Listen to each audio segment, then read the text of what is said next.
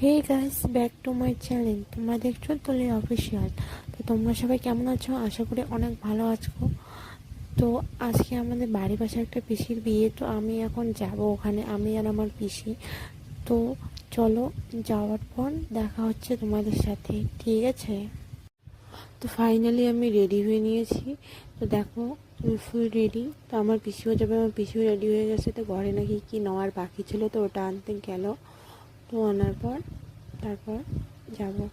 তো নিয়ে আস, তখন ঘরে তালা দিবে, তালা দেওয়ার পর আমরা যাব।